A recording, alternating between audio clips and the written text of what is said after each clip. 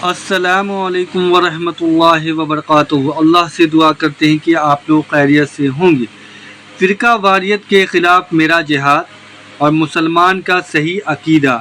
تو اس فرقہ واریت اور صحیح عقیدہ پر بات کیا ہے، علی مرزا نے ان سے سوال ہوا تھا، تو اس کا جواب جو انہوں نے کیا دیا ہے اس ویڈیو میں آپ دیکھیں گے۔ اور اسلام میں فرقے کیوں اور مسلمانوں میں فرقے کس نے ڈالے، گمراہی کی ریزن قرآن کی مختلف تفسیر ہے، یا علی مدد یا غوث کی کیا دلیل ہے، ماڈرن ایج میں تقلید کرنا ضروری ہے، قیامت کی نشانیاں، امام مہدی کب آئیں گے، اور حضرت عیسیٰ علیہ السلام امام مہدی کے پیچھے نماز پڑھیں گے، امام مہدی کی غائبت، امام مہدی کہاں ہیں، اور تراویح کی کیا دلیل ہے، نفلی نماز کی جگہ قضاء عمری کر لینا بہتر ہے، ایران پریزیڈنٹ شہید اسرائیل انوالو ہے۔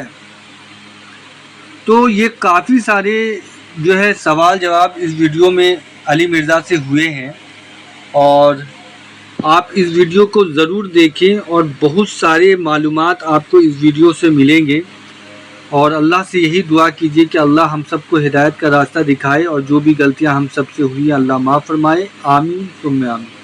اللہ تبارک و تعالیٰ نے انسانیت کی ہدایت کے لیے پیغمبروں کا سلسلہ شروع کیا اور انہیں کتابیں دی تاکہ وہ حق کو کھول کر انسانیت تک بیان کر دیں۔ صحیح۔ جب کبھی بھی امتیں اپنے وقت کے پیغمبر کی دعوت کو پیٹھ کے پیچھے ڈال دیتی ہیں، وہ تعلیمات جو پیغمبر نے اللہ تعالیٰ کی وحی کے ذریعے بتائی ہوتی ہیں انہیں چھوڑ دیتی ہیں، تو پھر الٹیمیٹ اس کا انجام یہ ہوتا ہے کہ امتیں اپنے بڑوں کو جو انہوں نے خود کھڑے کیے ہوتے ہیں ان کو اپنا پیشوا بنا لیتی ہیں۔ صحیح۔ اللہ تعالیٰ نے تو پیشوا آسمانوں سے پیغمبر کو بنا کر بھیجا ہے، اور وہ اللہ تعالیٰ کی ڈیسٹنی میں ہمیشہ سے پیغمبر ہوتے ہیں۔ ان پہ جو تعلیمات نازل ہوئی ہیں ان کو فالو کریں گے تو آپ کامیاب ہوں گے، ان کو چھوڑ دیں گے تو ناکام ہو جائیں گے۔ تو مختصر یہ کہ انبیاء کرام کی تعلیمات سے روح گردانی کرنے کی وجہ سے یہ ہمیں دن دیکھنے پڑ رہے ہیں۔ ان پرنسپل ظاہر ہے لوگ اللہ کے ماننے والے ہیں، رسول کے ماننے والے ہیں، لیکن اللہ کی نہیں مانتے، رسول کی نہیں مانتے۔ وہ اپنے جو فرقہ وارانہ عقائد اور نظریات صدیوں سے ان کے چل رہے ہیں، جو وقت کے ساتھ ساتھ پیغمبر سے دوری کی وجہ سے آئے، انہی کو وہ لے کے چل رہے ہیں۔ اس کی وجہ سے گمراہ ہو چکی ہے اکثریت۔ اچھا، گمراہی کا جس طرح سے بھی آپ نے ذکر کیا ہے، کیا آپ سمجھتے ہیں کہ دین تو اس وقت بھی تھا جب رسول پاک صلی اللہ علیہ وسلم نبی بطور نبی جو ہے وہ ہمارے اندر موجود تھے، تو کیا آپ سمجھتے ہیں کہ وہ کون لوگ تھے جنہوں نے یہ اس طرح کی حرکت کی کہ یہ مسلمان اتنا مجبور ہو گیا کہ وہ تفرقے کی طرف چلا گیا؟ لوگ خود ہم مسلمان ہی تھے، سستی کا شکار ہوئے۔ دیکھیں حضرت نوح علیہ السلام کو جب اللہ تعالیٰ نے پیغمبر بنا کر بھیجا، ان کی قوم بتوں کی پرستش کرتی تھی، پھر صرف 78 لوگ ان پر ایمان لے کر آئے، باقی سب کے سب تباہ و برباد کر دیے گئے۔ ہونا تو چاہیے تھا کہ وہ 78 جو مسلمان ہیں ان کی پوری نسل ہمیشہ کے لیے مسلمان ہوتی، لیکن ایسا نہیں ہوا۔ کچھ عرصے کے بعد پھر گمراہیاں آنا شروع ہو گئیں، پھر 2 پارٹیاں بن گئیں، پھر اللہ تعالیٰ نے پیغمبر کو مبعوث کیا۔ یہ مسلسل سلسلہ جاری رہتا ہے۔ پیغمبر جب دنیا سے چلے جاتے ہیں تو ان کے ماننے والوں میں آہستہ آہستہ دنیا کی محبت کی وجہ سے، وحی کو پس پش ڈالنے کی وجہ سے اختلافات شروع ہو جاتے ہیں۔ جب پیغمبر دنیا میں موجود ہوتے ہیں اس وقت لیڈر ایک ہوتا ہے، اختلاف آئے بھی تو وہ اس لیڈرشپ کے روب کی وجہ سے دب جاتا ہے، لوگ اسے ایکسیپٹ کر لیتے ہیں کہ یہ اللہ کا نمائندہ ہے۔ لیکن پیغمبر کے جانے کے بعد جو عام لوگ آپس میں اختلاف کرتے ہیں ان میں کوئی بھی لیڈر پیغمبر نہیں ہوتا، لہٰذا کچھ لوگ ایک لیڈر کے ساتھ اٹیچ ہو جاتے ہیں، کچھ دوسرے کے ساتھ۔ تو یہ کبھی بھی نہیں ہوگا کہ پیغمبر کے جانے کے بعد کسی ایک شخصیت کے اوپر پوری امت اکٹھی ہو جائے، یہ پاسبل ہی نہیں ہے۔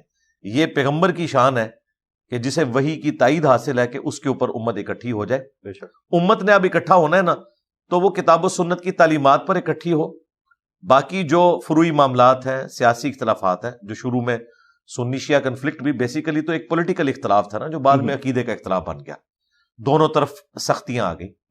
ہم سنی شیعہ دونوں فرقوں کو مسلمان سمجھتے ہیں، ان تمام غلطیوں کے باوجود جو دونوں فرقوں کے اندر پائی جاتی ہیں ان کو ہائی لائٹ کرتے ہیں، دونوں کو دعوت دیتے ہیں کہ اگر حجۃ الوداع کے موقع پر نبی علیہ السلام نے قرآن کو چھوڑا، صحیح مسلم میں حدیث ہے، ایک ایسی چیز چھوڑ کے جا رہا ہوں جسے پکڑ لو گے کبھی گمراہ نہیں ہوگے، وہ اللہ کی کتاب ہے۔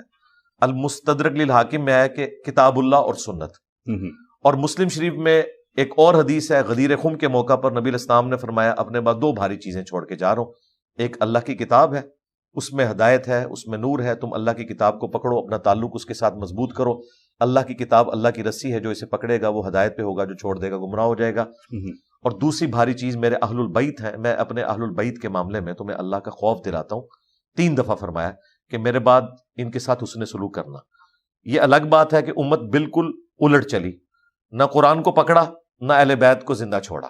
ہونا تو یہ چاہیے تھا کہ قرآن کو پکڑتے عقائد کے لیے اور اہل بیت کے ساتھ حسن سلوک کرتے، جس کا حکم تھا ہمیں۔ امت بالکل الٹ چلی اور نتیجہ ہمارے سامنے ہے۔ دیکھیں ڈاکٹر اقبال نے بھی جواب شکوہ میں جو اللہ تعالیٰ کی طرف سے جواب دیا ہے، اس میں ایک شعر ہے ان کا، وہ زمانے میں معزز تھے مسلمان ہو کر اور تم خوار ہوئے تاریک قرآن ہو کر۔ یعنی ہمارے جو بڑے تھے صحابہ اہل بیت، وہ قرآن کو پکڑ کے دنیا کے امام بن گئے، اور امت نے قرآن کو پس پش ڈالا، قرآن کی تعلیمات کو پیٹ کے پیچھے ڈال دیا۔ اس کا اینڈ رزلٹ یہ ہے کہ خاری ان کا مقدر ہوئی۔ صحیح۔ اچھا، جس طرح سے ابھی آپ نے سنی شیعہ کے کانفلکٹ کی بات کی ہے، ہم یہ کہہ سکتے ہیں کہ جس طرح سے قرآن پاک کی مختلف تفاسیر ہیں، کیا وہ بھی ایک ریزن تھی گمراہی کی؟ جی بالکل، وہ تفاسیر جو قرآن کے متن سے، اس کی تعلیمات کے مقدمے سے ہٹ کے ہے، سب سے زیادہ تباہی جو امت میں پھیری ہے وہ تفاسیر نے تو پھیری ہے۔ تفسیر بالرائے نے، ایک وہ تفسیر ہے جو آپ قرآن کی آیات کی روشنی میں کرتے ہیں اور نبی علیہ السلام کے فرامین کی روشنی میں کرتے ہیں، صحیح، وہ تو بالکل درست ہے۔ لیکن جو اس سے ہٹ کے جو مضمون قرآن و حدیث میں بیان ہی نہیں ہوا ہوا، آپ جان بوجھ کے اسے داخل کرنے کی کوشش کرتے ہیں۔ مثال کے طور پر توحید کا مسئلہ چونکہ سینسٹیو ہے، میں آپ کے پلیٹ فارم سے یہ چاہوں گا یہ بات امت تک پہنچے کہ مسلمان جو ہر نماز کی ہر رکعت میں پڑھتا ہے ایاک نعبد و ایاک نستعین، بالکل، اے اللہ عبادت بھی ہم صرف تیری کریں گے اور دعا بھی تجھی سے مانگیں گے۔ نستعین کا مطلب دعا ہے، یہاں پہ مدد۔ ایک تو عام مدد ہے جو ہم ایک دوسرے کی کرتے ہیں، وہ تو قرآن میں حکم ہے وَتَعَاوَنُوا عَلَى الْبِرِّ وَالتَّقْوَى وَلَا تَعَاوَنُوا عَلَى الْإِثْمِ وَالْعُدْوَانِ، نیکی اور پرہیزگاری کے کاموں میں ایک دوسرے کی مدد کرو، برائی میں الگ رہو۔ ظاہری اس باب میں ہم ایک دوسرے کی مدد کرتے ہیں، لیکن ایک مدد ہے دعا کے لیے پکارنا، وہ اللہ کے ساتھ خاص ہے۔ اَمَّن يُجِيبُ الْمُضْطَرَّ إِذَا دَعَاهُ، بھلا بتاؤ تو کون ہے جو مصیبت اور اضطراب میں گھرے ہوئے شخص کی فریاد کو سنتا ہے، وَيَكْشِفُ السُّوءَ، اور اس سے اس کی برائی کو دور کر دیتا ہے، وَيَجْعَلُكُمْ خُلَفَاءَ الْأَرْضِ، اور تمہیں زمین پر اگلوں کا خلیفہ کرتا ہے۔ اَإِلَٰهٌ مَّعَ اللَّهِ، کیا اللہ کے ساتھ کوئی اور معبود بھی ہے جس کی یہ کوالٹیز ہو؟ اس آیت میں سورۃ النمل کی آیت نمبر 62 میں اللہ تعالیٰ نے فرما دیا کہ اگر تمہارا یہ عقیدہ ہے کہ اللہ کے ساتھ کوئی اور ہستی بھی مصیبت اور پریشانی کو ٹال سکتی ہے، صحیح، گویا تم نے اس کو اپنا معبود مان لیا۔ آپ یہ نہیں کہہ سکتے یہ اللہ کی اطاعت سے کر رہے ہیں۔ بھائی یہ کائنات کا نظام اللہ تعالیٰ چلا رہا ہے فرشتوں کے ذریعے، بارش کون برساتا ہے؟ اللہ، ڈیوٹی کس کی ہے؟ فرشتوں کی۔ لیکن ہم فرشتوں سے نہیں دعا کر سکتے کہ فرشتوں بارش برسا دو، مشرک ہو جائیں گے۔ ہم اللہ کی طرف رجوع لائیں گے۔ اس پلانٹ ارتھ پہ سب سے بڑا مشکل کشا اسباب میں سورج ہے۔ سورج کی وجہ سے موسم تبدیل ہوتے ہیں، سورج کی وجہ سے ہوائیں چلتی ہیں، سورج کی وجہ سے پودے درخت اپنی خوراک تیار کرتے ہیں، ان پودوں کو جانور کھاتے ہیں، جانوروں کو بڑے جانور کھاتے ہیں، ہم بھی ادھر سے خوراک حاصل کرتے ہیں۔ اگر سورج ختم ہو جائے، یہ زمین کے اوپر ساری زندگی ختم ہو جائے۔ لیکن ہمیں کبھی وہم بھی نہیں آیا کہ سورج ہمارا مشکل کشا ہے، حالانکہ اسی کی وجہ سے گلیشیئر پگھلتے ہیں، دریا چلتے ہیں، زمین کے اوپر بھی نیچے بھی، یہ ساری زندگی سورج کی وجہ سے۔ سائنٹسٹ سے پوچھیں، وہ کہتے ہیں سورج نکال دیں زمین پہ ساری مخلوقات مر جائیں گی۔ لیکن کیا ہم سورج کو کبھی پکارتے ہیں؟ ہم کہتے ہیں اللہ نے اس کی ڈیوٹی لگائی ہے، ڈیوٹی لگائی بھی ہے، پھر بھی ہم پکارتے کسے ہیں؟ اللہ کو۔ اگر اللہ نے بالفرض کسی فرشتے کی، کسی نبی کی، کسی بزرگ کی، کسی صحابی کی، کسی اہل بیت میں سے کسی پرسنالٹی کی ڈیوٹی لگا بھی دی ہے for the sake of argument, تب بھی ہم ان کو پکار نہیں سکتے. ہم اپنی جو گزارشات ہیں، اپنی دعائیں، اپنی حاجات وہ اللہ کے سامنے رکھیں گے. مطلب اسے ایسے کہہ سکتے ہیں جیسے مطلب کچھ کہتے ہیں کہ یا علی مدد یا حسین، ایسے جو جی یہ جملے یا شیخ عبد القادر جیلانی مدد یا علی مدد یہ قرآن و سنت میں کہیں نہیں آئے، نہ یہ اہل البیت علیہم السلام کی تعلیمات ہیں. دیکھیں نہج البلاغہ اہل تشیع کے ہاں ایک معتبر کتاب ہے، اہل سنت بھی اسے قدر کی نگاہ سے دیکھتے ہیں. اس میں مکتوب نمبر 31 ہے، نہج البلاغہ آپ کھول کے پڑھ لیں. وہ وصیت نامہ ہے سیدنا علی ابن ابی طالب رضی اللہ تعالیٰ عنہ علیہ السلام کا. جب وہ جنگ صفین سے واپس آ رہے تھے تو انہوں نے مولا حسن کو ایک خط لکھا، اور وہ کمال کے رکت انگیز الفاظ ہیں، 2-3 صفحوں پہ وہ خط پھیلا ہوا ہے. اس میں الفاظ ہیں کہ یہ مکتوب ہے اس بوڑھے باپ کی جانب سے جس نے عنقریب فنا ہو جانا ہے. وہ بوڑھا باپ جس نے زندگی کے نشیب و فراز دیکھ لیے ہیں، وہ اپنے بیٹے کو نصیحت کر رہا ہے کہ اے میرے بیٹے، زمین و آسمان کے تمام خزانوں کا مالک اللہ ہے، اور اس نے اس ملکیت کے باوجود کہ وہ مالک ہے ہمیں اجازت دی ہے کہ ہم اس سے مانگیں، اس لیے کہ وہ ہمیں عطا کرے. اس نے ہمیں اپنی بارگاہ میں سوال کرنے کی اجازت دی ہے تاکہ وہ ہمارے سوال کو پورا کرے. اے میرے بیٹے حسن، تو نے جب بھی مدد مانگنی ہے تو اپنے رب سے مانگنی ہے، اور یاد رکھنا بیٹا، اللہ کی بارگاہ وہ درگاہ ہے کہ اس نے اپنی درگاہ کا کوئی دربان بھی مقرر نہیں کیا کہ جس کو بیچ میں ڈال کے تو اپنے رب تک پہنچے. تو ڈائریکٹ اللہ سے مانگنا. اور یہ مضمون جو نہج البلاغہ میں ہے یہ قرآن میں لکھا ہے، وَإِذَا سَأَلَكَ عِبَادِي عَنِّي فَإِنِّي قَرِيبٌ اجیب الدعوۃ الداعی اذا دعان. اے نبی، جب میرے بندے آپ سے میرے بارے میں پوچھے نا تو فرماؤ میں ہر پکارنے والے کے بالکل قریب ہوں جب وہ مجھے پکارتا ہے. یہ اللہ تعالیٰ نے ہر انسان کے ساتھ اپنا رشتہ رکھا ہے کہ انسان اپنے رب کو پکارے. قرآن میں 40 کے قریب دعائیں آئی ہیں تمام پیغمبروں کی، صحیح، کوئی بیچ میں واسطے وسیلے نہیں، اللہ سے دعا ہے، ربنا آتینا فی الدنیا حسنہ، ٹھیک ہے، اللہم کے ساتھ. تو پکارنا اللہ کو ہے.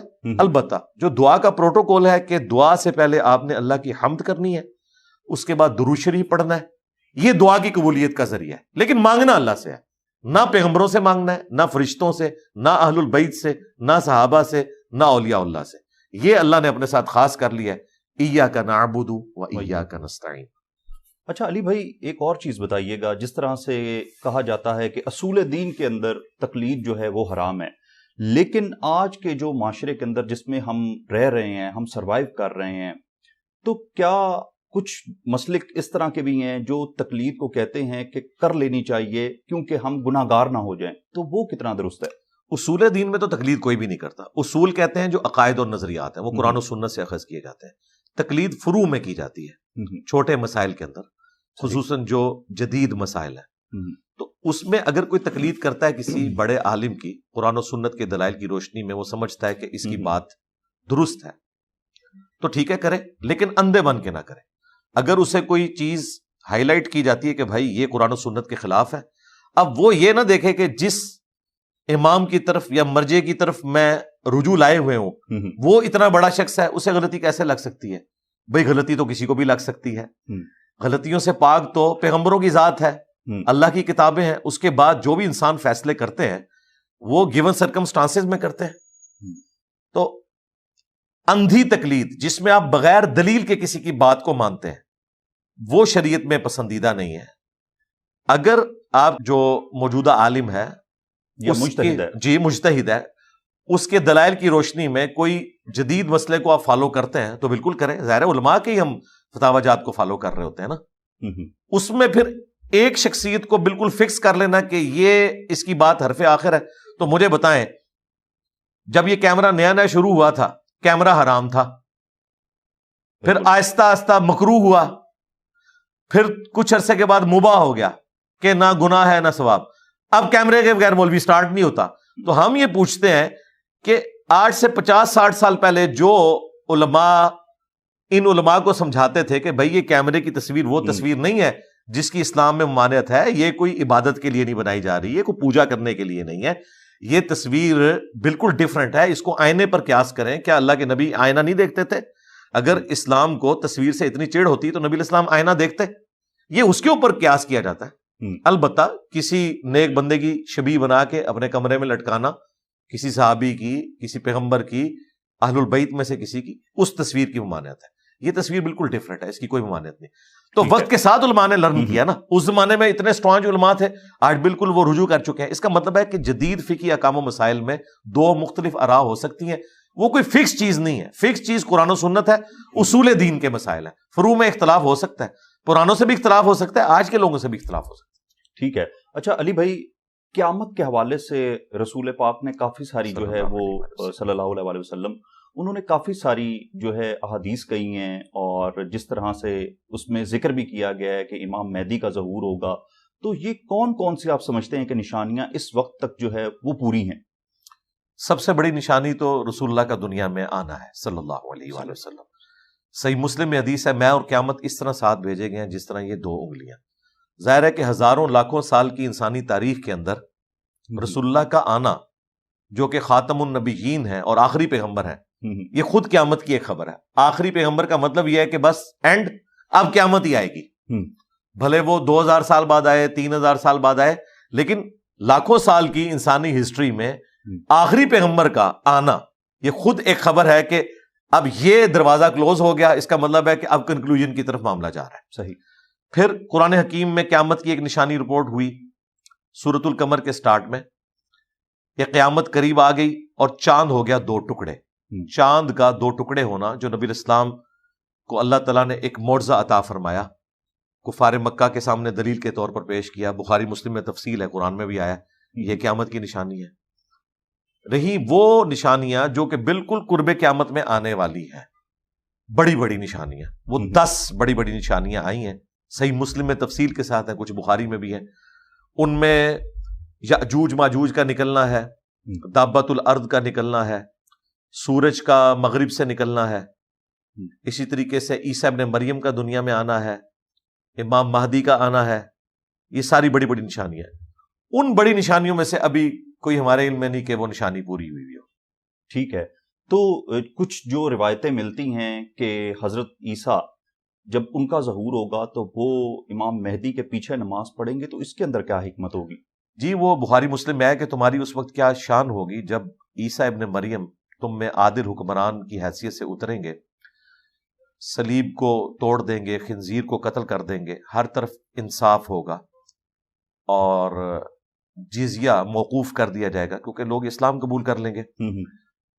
اور تمہاری کیا شان ہوگی کہ عیسیٰ ابن مریم تم میں اتریں گے اور تمہارا امام تم میں سے ہوگا. وہ نبی الاسلام کے ایک امتی کے پیچھے نماز ادا کریں گے. یہ پروٹوکول ہے. حالانکہ امام محمد مہدی انہیں کہیں گے کہ آپ امامت کروائیں. وہ کہیں گے کہ میں اس امت میں امتی کی حیثیت سے آیا ہوں، تم میں سے بعض کے امام ہیں، میں تمہارے پیچھے نماز پڑھوں گا.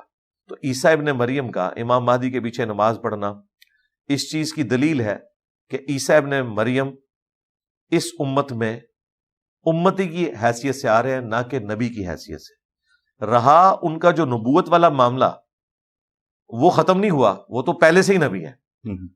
عیسیٰ ابن مریم امتی نبی نہیں ہے، نبی ہے جو امتی بن کے آئے.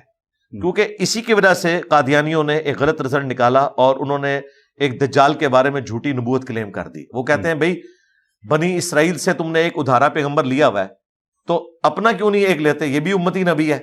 تم رسول اللہ کے بعد امتی نبی عیسیٰ ابن مریم کو مان رہے ہو تو نبوت پہ کوئی فرق نہیں آ رہا، ختم نبوت اپنی جگہ موجود ہے. تو اگر ہم غلام احمد قادیانی کو، دجال کو نبی مان لیں امتی، تو کیا فرق آئے گا؟ تو وہ ہم بتاتے ہیں کہ غلام احمد قادیانی تو اس امت میں پیدا ہوا نا، جبکہ ختم نبوت ہو چکی. عیسیٰ ابن مریم تو پہلے سے ہی پیغمبر تھے. اللہ نے انہیں آسمانوں پہ زندہ اٹھایا، دنیا میں دوبارہ آئیں گے. دوبارہ جب آئیں گے وہ امتی کی حیثیت سے آئیں گے، پیغمبر وہ پہلے سے ہوں گے. وہ امتی نبی نہیں ہے. صحیح. نبی امتی ہے. یہ ٹرم میں نے اس لیے اس کو چینج کیا ہے تاکہ کنفیوژن ختم ہو. امام اس امت میں سے ہوگا، لیکن جب آگے معاملہ بڑھے گا، عیسیٰ ابن مریم کا دنیا میں آنا بیسیکلی دجال کو قتل کرنے کے لیے. دجال کا فتنہ اتنا بڑا فتنہ ہے کہ اسے ختم کرنے کے لیے ایک نبی کے لیول کے بندے کی ضرورت ہے جسے غیبی تائید حاصل ہو. امام محمد مہدی کے قابو دجال نہیں آئے گا. دجال کا فتنہ بہت بڑا ہے. عیسیٰ ابن مریم کو اللہ نے کوالٹی دی ہوگی کہ ان کے سانس سے دجال پگھلے گا, وہ اس کا پیچھا کریں گے, مقام لد پہ اسے قتل کریں گے. صحیح مسلم میں آتا ہے, جو اسرائیل میں ایک بہت بڑا ایئرپورٹ بھی ہے لد نامی جگہ کے اوپر, وہاں پہ اسے وہ قتل کر دیں گے. اور پھر اوورآل جو مینجمنٹ ہے مسلمانوں کی وہ عیسیٰ ابن مریم سنبھال لیں گے. امام مہدی کے پیچھے نمازیں بھی پڑھیں گے اور بعد میں حضرت عیسیٰ ابن مریم بھی امامت کروائیں گے, اور ان کے پیچھے باقی امت بھی پڑھے گی. یہ حدیثیں بھی مسلم شریف کے اندر موجود ہیں. ٹھیک ہے, کیونکہ ظاہر ہے ایک پیغمبر کا تو ایک اپنا پروٹوکول ہے. اچھا, جس طرح سے حضرت عیسیٰ کے بارے میں آپ کے اپنے ہی ایک پروگرام میں آپ نے بتایا کہ وہ 5ویں آسمان پر ہیں, تو امام مہدی جو ہے وہ ان کی جو غیبت ہوئی ہے اس کے حوالے سے کیا حقیقت ہے؟ اہل سنت کے ہاں تو انہوں نے ابھی پیدا ہونا چاہیے. اہل تشیع کا موقف ہے کہ وہ غیابت میں ہے, پردے میں ہے, اور چند بڑے بڑے علماء کی ہی ان سے ملاقات ہوتی ہے. لیکن پریکٹیکلی اہل تشیع کو بھی اپنے جتنے جدید مسائل ہیں ان کے لیے علماء کی طرف رجوع کرنا پڑتا ہے. آج تک کسی شیعہ عالم نے نہیں کہا کہ یہ میں مسئلہ امام مہدی سے پوچھ کے بتاتا ہوں. تو پریکٹیکلی تو امام مہدی کا ڈورمنٹ کنڈیشن میں جانا فائدہ مند تو نہ ہوا. امام سے تو شیعہ بھی محروم ہے پچھلے 1200 سال سے, سنی بھی محروم ہے. اگر امامت کا وہ کنسپٹ مانا جائے جو شیعہ کے ہاں ہے, تو امام تو ان کا بھی غائب ہے, سامنے کوئی نہیں ہے. اور آج بھی وہ کوئی مسائل لوگوں کو نہیں بتاتے. اگر وہ مسائل بتاتے ہوں تو پوری دنیا کے شیعہ علماء فروعی مسائل میں ایک مسئلے کو فالو کریں نا. اب شیعہ میں ہی بڑے بڑے مرجے ہیں. ایک کہتا ہے کہ چھریاں اور زنجیر زنی کرنا یہ غلط ہے, دوسرا کہتا ہے نہیں حرام تو نہیں ہے لیکن بچنے میں عافیت ہے. ایک جیسے فتوی ہی نہیں ہے.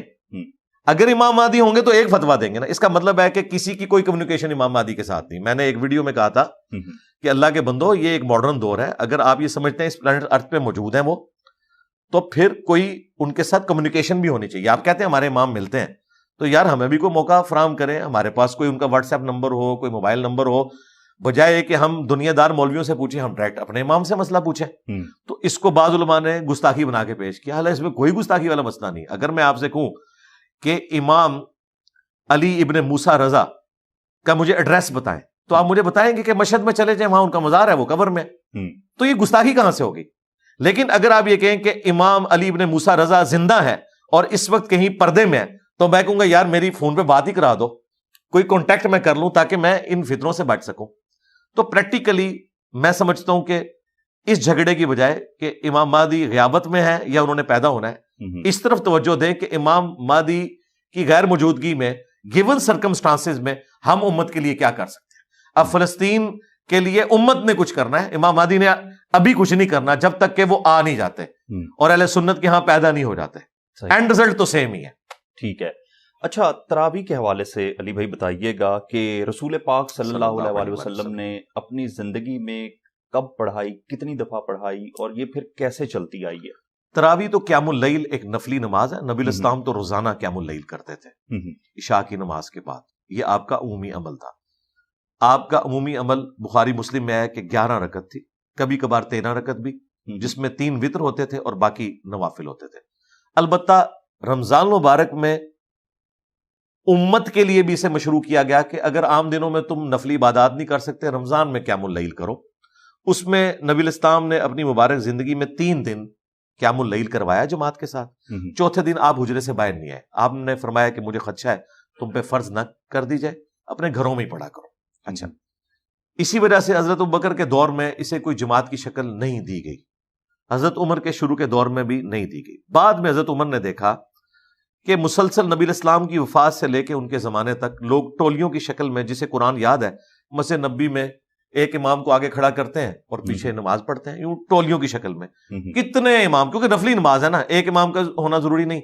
پھر انہوں نے سب کو ایک امام کے پیچھے جمع کر دیا تاکہ اتنی زیادہ تفریق نہ ہو, اور اسے کوئی مشروع نہیں کیا کہ یہ لازمی آپ نے جماعت سے پڑھنی ہے. بخاری کے الفاظ ہے, 2010 نمبر حدیث ہے 2010, کہ وہ وہاں سے چلے گئے یہ کہتے ہوئے کہ اس سے بہتر مرد کی نماز ہے جو رات کے آخری پہر میں اپنے گھر میں پڑھتا ہے. حضرت عمر نے بھی کوئی نہیں جماعت سے تراویح پڑھی. انہوں نے صرف فیسیلیٹیٹ کیا ہے. یہ بالکل جھوٹ ہے, اہل سنت کے ہاں مشہور ہو گیا. شیعہ بھی سنیوں کو تانا دیتے ہیں, اس کے پیچھے سنی مجرم ہے, کیونکہ انہوں نے یہ پریزنٹ کیا کہ حضرت عمر نے کوئی تراویح کی جماعت شروع کروائی ہے. جماعت شروع نہیں کروائی, جماعت آلریڈی چل رہی تھی مختلف ٹولیوں کی شکل میں. انہوں نے کہا یار اتنے اماموں کی بجائے ایک کے پیچھے پڑھ لو, اور یہ فیسیلیٹیٹ کیا ہے. یہ نہیں کہا کہ ساروں نے پڑھ دیا آ کے اور یہ اسی طریقے سے جیسے 5 نمازیں ہیں, نہیں, یہ نفلی نماز ہے. کوئی جماعت سے پڑھے, کوئی گھر میں پڑھ لے, اس کی اپنی مرضی ہے. کوئی نہ پڑھے تب بھی کوئی مسئلہ نہیں. اچھا علی بھائی, جس طرح سے بھی آپ نفلی عبادت کے حوالے سے بات کر رہے ہیں, آیا نفلی نماز پڑھ لینا بہتر ہے یا اپنی جو قضا نمازیں ہیں ان کو پڑھ لینا بہتر ہے؟ قضا نمازیں اگر تو آپ کی کئی سالوں کی پڑھی نہیں ہے تو ہمارے نزدیک تو تحقیقاً مسئلہ یہ ہے کہ توبہ کر لینا کافی ہے, ان کی قضا کرنے کی ضرورت نہیں ہے.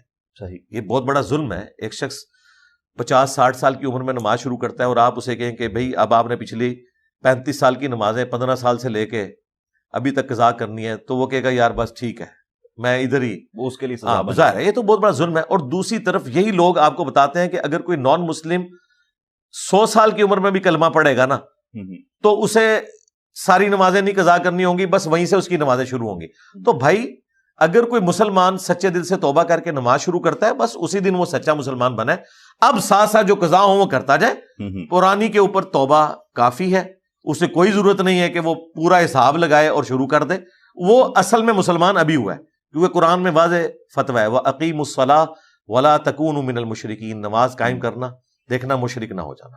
اور صحیح مسلم میں حدیث ہے بندے کے کفر اور ایمان, شرک اور اسلام کے درمیان فرق کی نماز ہے. جب اس نے نماز اب شروع کر دی اب ساتھ ساتھ کرے. وہ بخاری مسلم میں حدیث ہے کہ اگر کوئی شخص سویا رہ جائے یا بھول جائے تو جیسے ہی اسے یاد آئے وہ نماز پڑھ لے, اس کے لیے اس نماز کا وقت وہی ہے. تو یوں کر لے, وہ جو ساتھ ساتھ نمازیں وہ پڑھتا جائے, جو پرانی ہے بس ان کے اوپر توبہ کافی ہے. ٹھیک ہے. اچھا, ایرانی صدر جو پچھلے دنوں ان کی خبر آئی اور ابراہیم رئیسی صاحب, آپ کیا سمجھتے ہیں, کیا آیا ان کے پلین کریش کے پیچھے جو ہے کوئی پلاننگ کی گئی تھی؟ یہ کیونکہ ایک اسے حادثہ کہا جا رہا ہے, کیونکہ اگر میں بات کروں جو فخری زادہ ہیں جو کہ ایک بہت بڑے سائنٹسٹ ہیں, اور پچھلے دنوں ہی ان کا یہ پتا چلا کہ اسرائیل ان کے قتل میں ملوث ہے, اور جب وہ طیارہ گرا ابراہیم رئیسی صاحب کا تو تب وہاں پر 2 بھارتی نوجوان بھی موجود تھے.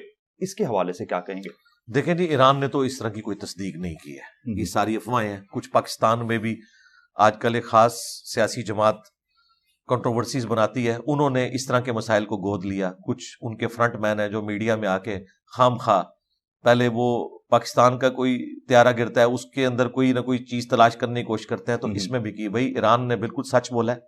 انہوں نے کہا کہ پچھلے 40 سال سے ہم پہ امریکہ نے پابندیاں لگائی ہوئی ہیں, اور ہمارے جہازوں کے جب پرزے خراب ہوتے ہیں تو ہمارے پاس کوئی آپشن موجود نہیں, ہم خود ہی اسے کرتے ہیں.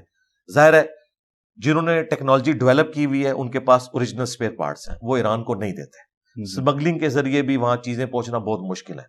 یہی وجہ ہے کہ پوری دنیا میں سب سے زیادہ ایویشن کے حادثے جو ہیں ایران میں ہوئے ہیں. پچھلے 40 سال میں 2000 لوگ شہید ہو چکے ہیں. یہ بہت بڑا فگر ہے.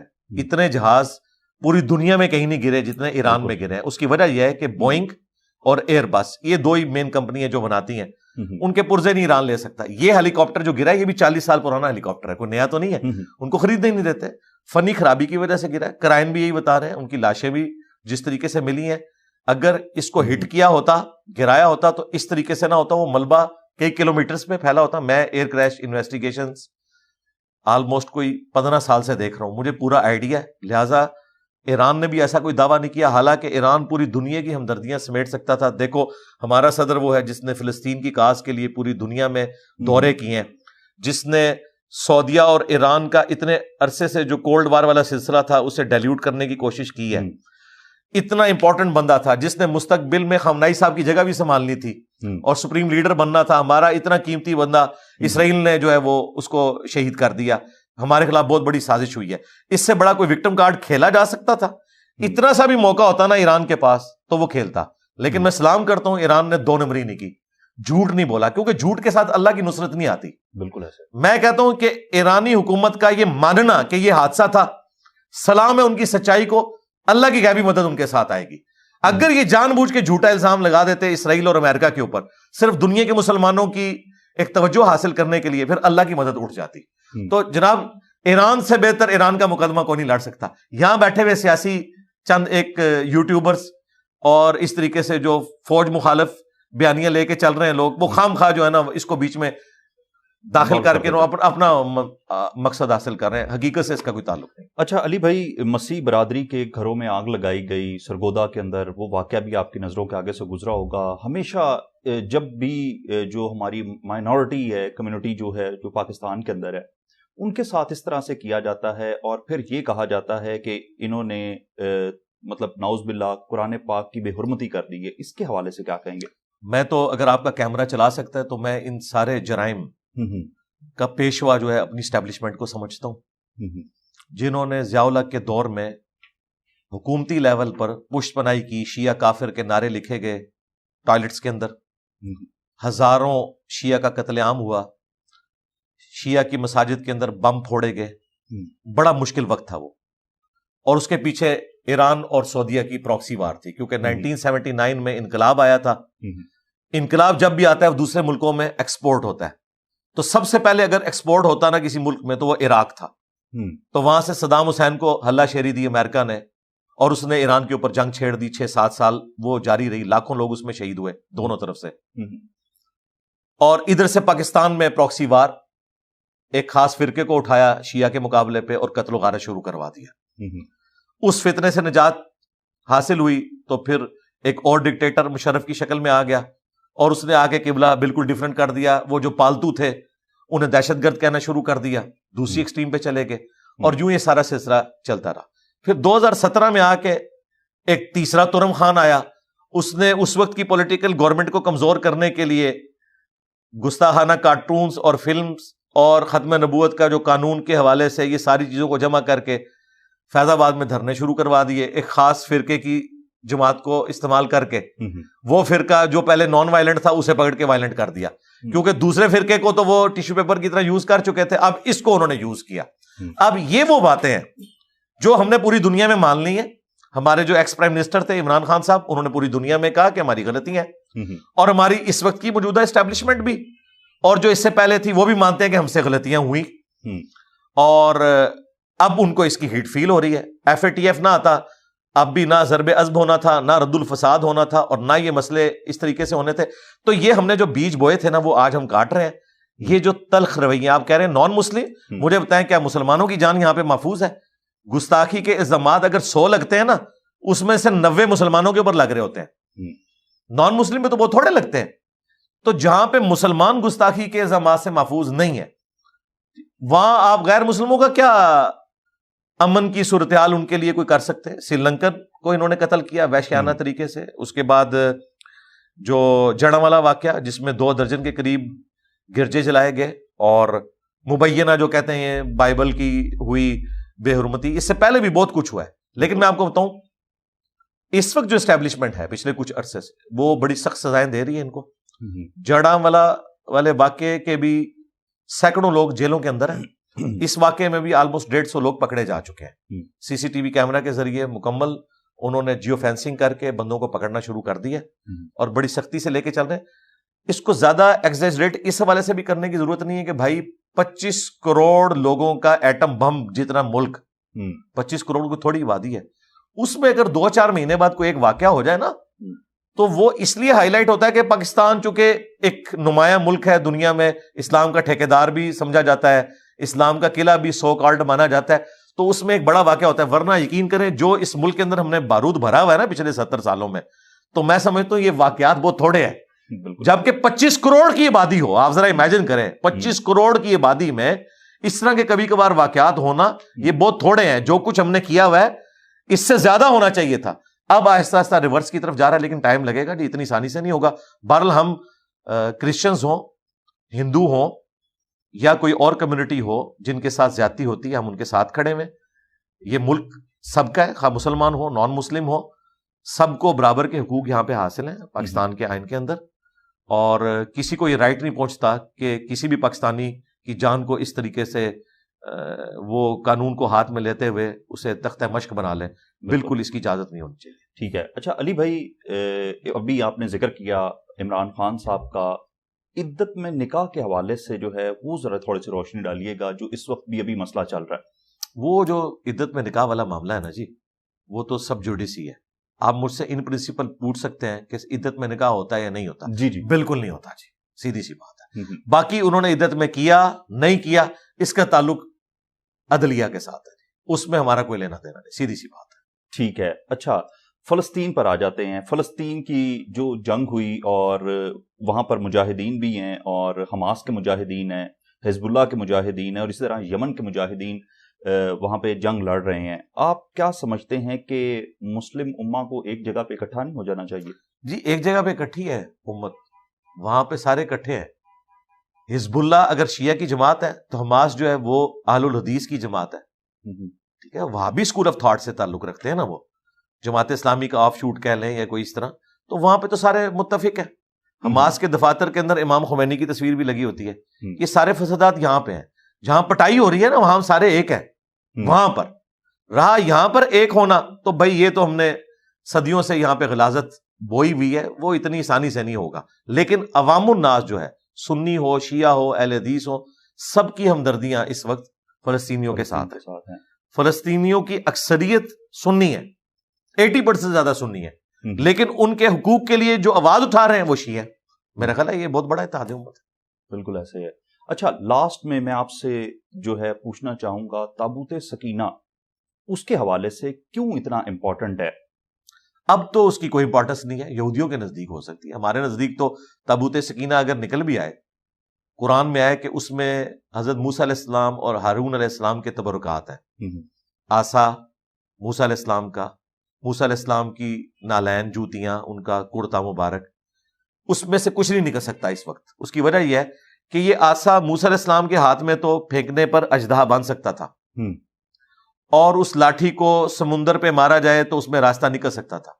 آج اگر وہ لاٹھی نکل بھی آئے، آپ خواہ وہ امام کعبہ کے ہاتھ میں دے دیں، یا ویٹیکن سٹی کے پوپ کے ہاتھ میں دے دیں، خواہ کسی ربائی کے ہاتھ میں دے دیں یروشلم کے، تینوں ہی مانتے ہیں نا موسیٰ علیہ السلام کو تو، اور اسے کہیں یہ لو لاٹھی اور دنیا کو ہانکو، کچھ بھی نہیں کر سکتا.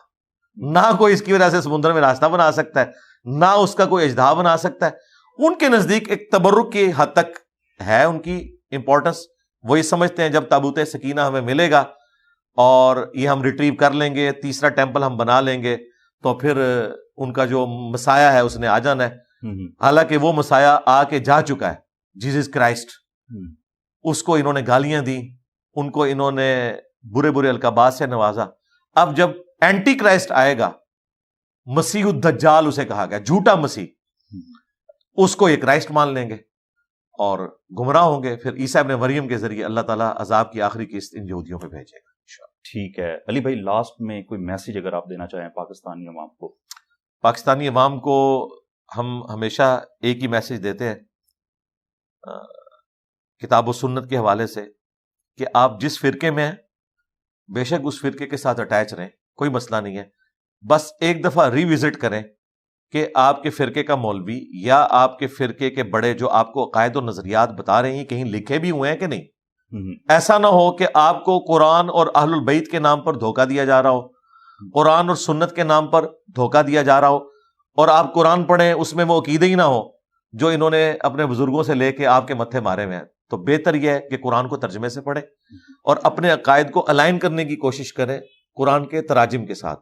رہی قرآن کی جو تفسیر لکھی ہوئی ہے، جو اکثر اوقات بالکل اس کے الٹ لکھی ہوئی ہے، اسے صرف نظر کریں. قرآن کا ترجمہ پہلی دفعہ جو ایک نان مسلم انگریزی میں ترجمہ پڑھ کے اس کا مطلب لیتا ہے نا، وہ اصل مطلب ہے اس کا، کیونکہ اس کے ذہن میں کوئی فرقہ نہیں ہے. بالکل. صحابہ کرام بھی تو ان پڑھ تھے، اس وقت پڑھے لکھے لوگ تو بہت کم تھے، کاتبین وہی آپ دیکھ لیں گنتی کے لوگ ہیں، لیکن چونکہ ان کی زبان میں تھا انہیں سمجھ آ گیا. آج بھی انگلش میں یا اردو میں جو ترجمہ علماء نے کیا ہے، میں نے نہیں کر کے دیا ہوا، آپ وہ ترجمہ پڑھیں، جو آپ اس کو پہلی دفعہ پڑھ کے سمجھ رہے ہیں بس وہی اس کا مطلب ہے، کیونکہ اللہ تعالیٰ نے اس کتاب کو بڑا واضح کر کے نازل کیا. آپ اپنے نظریات کو درست کر لیں اور اس کے بعد باقی فرقوں کے لیے اختلاف کا جذبہ ضرور رکھیں، مخالفت نہ رکھیں، نمازیں سب کے پیچھے پڑھیں، چندے سب کو دیں، نفرت نہ کریں، علمی اختلاف رکھیں.